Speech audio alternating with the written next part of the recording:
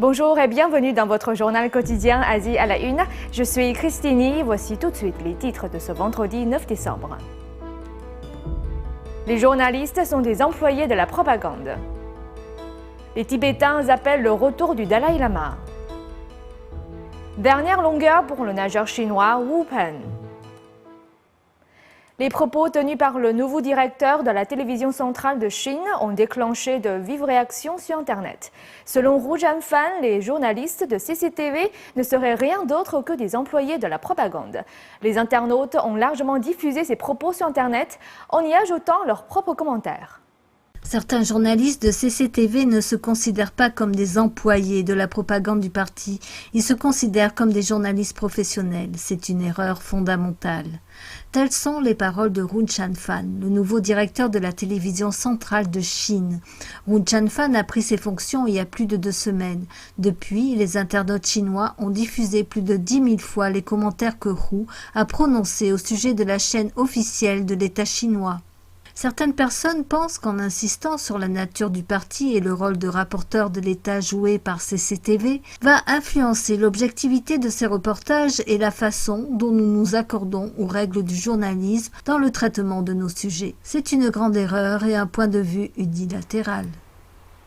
Ces commentaires ont été prononcés lors d'un événement organisé par l'Association des médias chinois en mai dernier et publié à cette époque par l'agence de presse officielle Xinhua. Mais ce n'est qu'après que Hu Zhanfan ait pris ses fonctions de directeur de CCTV que les internautes ont compris l'importance de ces remarques.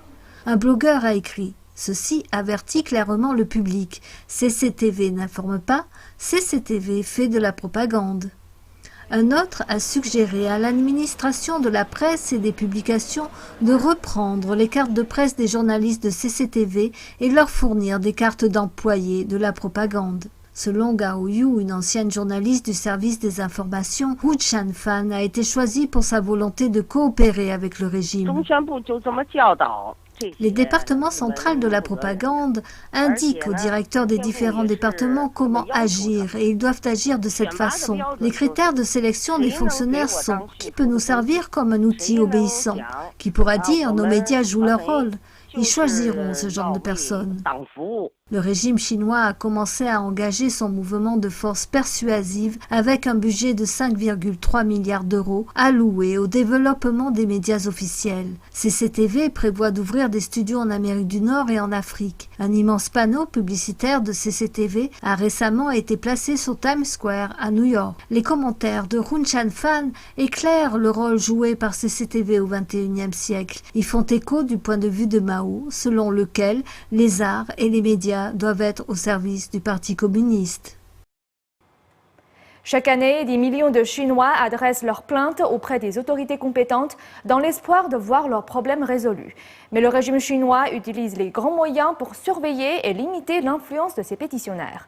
Depuis peu, la police a accès à un logiciel spécialement conçu pour surveiller ces personnes en conflit avec la justice.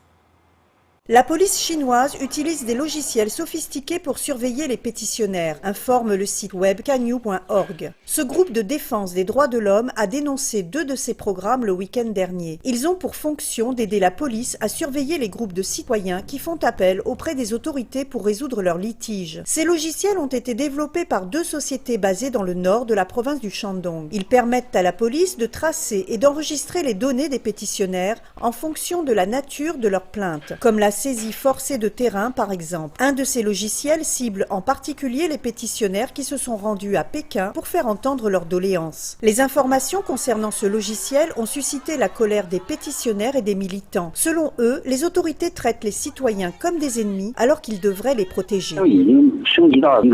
Nous savions déjà qu'ils avaient une méthode pour surveiller les pétitionnaires à tous les niveaux. Maintenant, ils ont un logiciel spécialisé. Si cela continue, toute la population finira par être surveillée. S'ils pouvaient mettre ces moyens pour les soins de santé ou pour améliorer la vie du public, ils n'auraient plus besoin de surveiller les citoyens. En 2004, Li Guochu avait dénoncé un fonctionnaire corrompu avant d'être licencié de son travail. Selon lui, ces logiciels de contrôle des pétitionnaires indiquent la nervosité du régime chinois face aux tensions sociales croissantes. 为什么要制造这2个软件呢？因为他发现中国的矛盾呢在急剧增加。Pourquoi le régime chinois a-t-il créé ces deux logiciels? Ils ont vu une nette augmentation des conflits entre le public et le régime. L'harmonie n'existe plus.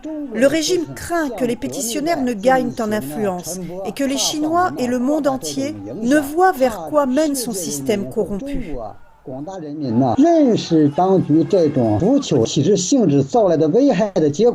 Chaque année, des millions de Chinois ont recours aux pétitions pour résoudre leurs litiges, qui impliquent souvent des fonctionnaires communistes.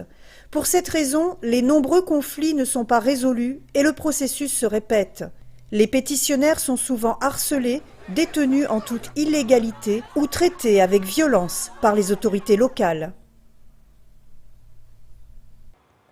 En 1959, le Dalai Lama, alors encore jeune, a fui le Tibet avec des centaines d'autres Tibétains. Depuis, il vit en exil en Inde. La semaine dernière, le gouvernement tibétain en exil a demandé au régime chinois de permettre au Dalai Lama de rentrer au Tibet après qu'un 12e moine se soit immolé. Vendredi dernier, le gouvernement tibétain en exil a supplié le régime chinois à autoriser le retour du Dalai Lama au Tibet. Cette demande a été formulée un jour après qu'un Tibétain se soit à nouveau auto-immolé par le feu. C'est la 12e auto-immolation cette année dans la région autonome du Tibet. Tout travail d'un gouvernement responsable est de considérer ou de reconsidérer toutes les demandes du peuple. Et jusqu'à présent, le régime chinois n'a pas bougé. Je pense qu'il est temps que la Chine réponde positivement à ces appels très sincères et tragiques.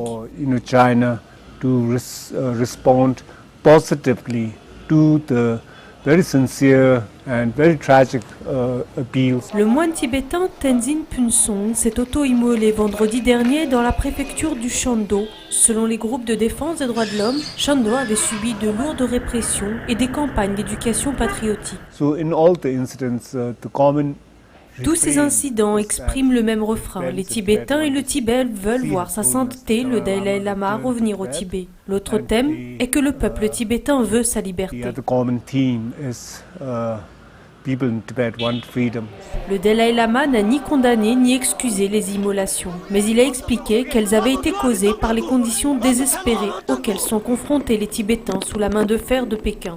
Le Dalai Lama vit en exil depuis 1959 lorsqu'il a fui vers l'Inde avec des centaines d'autres Tibétains. Wu Peng, le nageur olympique chinois, est devenu une célébrité dans son pays dès sa première participation aux Jeux olympiques à Athènes en 2004. Aujourd'hui, il annonce qu'il pourrait mettre fin à sa carrière l'année prochaine, après les JO de Londres. Lundi dernier, le nageur chinois Wu Peng a déclaré que les Jeux olympiques de Londres l'an prochain seraient sa dernière compétition. Wu Peng avait participé pour la première fois aux Jeux olympiques d'Athènes en 2004. Il était arrivé en finale, il avait 17 ans. Après cette performance, il a décroché la 4e place lors des Jeux olympiques de Pékin en 2008. Aujourd'hui, Wu Peng intensifie son programme d'entraînement en prévision de Londres 2012, où il souhaite décrocher une médaille. Je pourrais participer pour la première fois aux Jeux olympiques à Londres. J'ai été en finale lors des 2 dernières éditions. J'espère faire encore mieux à Londres et faire partie des médaillés, c'est ce que je vise. Ces 2 dernières années, Wu Peng s'est entraîné au Michigan. L'an dernier, il a concouru plusieurs fois avec le champion olympique américain Michael Phelps. Il a battu Phelps au Grand Prix de Michigan et au championnat de Charlotte All-Stress Swing. Mais lors des mondiaux de Shanghai, Phelps l'a remporté et Wu Peng n'a décroché que la 3e place. Wu Peng a annoncé que cette rivalité amicale se poursuivait jusqu'aux prochains Jeux l'été prochain. Je dois avouer que Michael Phelps est plus fort que la plupart des autres nageurs. Donc ce sera très difficile de le battre encore aux Jeux olympiques. Mais je reste confiant. Je ne vise pas seulement à le battre, je veux juste faire de mon mieux.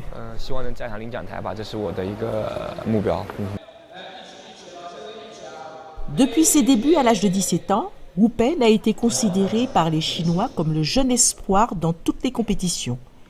Il a porté toute la nation en quête de réussir dans l'arène de la nation. Voilà donc pour ce journal du vendredi 9 décembre. Merci beaucoup de l'avoir suivi. De la part de toute l'équipe d'Asie à la Une, je vous souhaite de passer un excellent week-end. Une nouvelle édition vous attend dès lundi prochain avec Dorothée Le Renard.